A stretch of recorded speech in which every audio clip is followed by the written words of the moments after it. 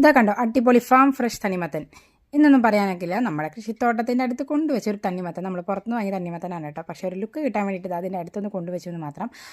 ഇനി ഇവനെ ഇവിടെ എടുത്തുകൊണ്ട് വന്നിട്ടൊന്ന് വൃത്തിയാക്കിയിട്ട് നമ്മളൊന്ന് മുറിച്ചെടുക്കാൻ പോവാണ് കേട്ടോ. എന്തായാലും നല്ല അസൽ ചൂടൊക്കെയാണല്ലേ. ഈ സമയത്ത് ഒരു തണ്ണിമത്തനെങ്കിലും കഴിച്ചില്ലെങ്കിൽ ഇത് മോശമല്ലേ. അപ്പോൾ നമ്മളത് ഈ മഹാവമ്പൻ തണ്ണിമത്തനെ ഇതാ മുറിച്ചെടുക്കാൻ പോവാണ്. ഏതാണ്ട് മുറിക്കാനുള്ള താമസം മാത്രമേ ഉണ്ടായിരുന്നുള്ളൂ. പിന്നെ അത് കാലിയാവുന്ന വഴി അറിഞ്ഞില്ല കേട്ടോ. തണ്ണിമത്തൻ്റെ കടകഥ കേട്ടിട്ടുണ്ടായിരിക്കും പലരും അല്ലേ. ഒരു പച്ച ബസ്, ചുവന്ന സീറ്റ്, അതിൽ നിറച്ച് കറുത്ത ഉടുപ്പിട്ട യാത്രക്കാർ. അതൊക്കെയാണ് ഞങ്ങൾ പറയാറ്.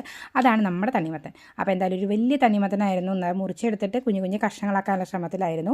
കുഞ്ഞു കുഞ്ഞു കഷ്ണങ്ങളൊക്കെ ആക്കിയിട്ട് ഒരു ത്രികോണ ഷേപ്പിലൊക്കെ നമ്മൾ മുറിച്ചെടുത്ത് നല്ല കളർ പോലെ തന്നെ നല്ല മധുരം ഉണ്ടായിരുന്നു കേട്ടോ. എന്തെങ്കിലും കുത്തിവെച്ചിട്ടുണ്ടോ എന്താ നമുക്കറിയില്ല. എന്തായാലും നമ്മൾ ഓരോ കഴിക്കാനായിട്ട് തീരുമാനിച്ചു.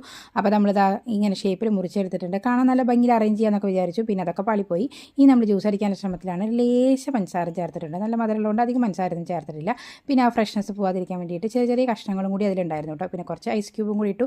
പിന്നെ എല്ലാവർക്കും അങ്ങോട്ട് സേവ് ചെയ്ത് കൊടുത്തു. അങ്ങനെ നമ്മൾ ഗ്ലാസ്സൊക്കെ നിറച്ച് നല്ല ടേസ്റ്റ് ആയിട്ടുള്ള ഒരു തണ്ണിമത്തൻ ജ്യൂസ്. എന്തായാലും ഇത് കാണുമ്പോൾ തന്നെ നമ്മുടെ ഉള്ളൊന്ന് തണുക്കില്ലേ. അത്രയും നല്ല സൂപ്പർ ഫ്രഷ് ആയിട്ടുള്ളൊരു തണ്ണിമത്തൻ ജ്യൂസ്.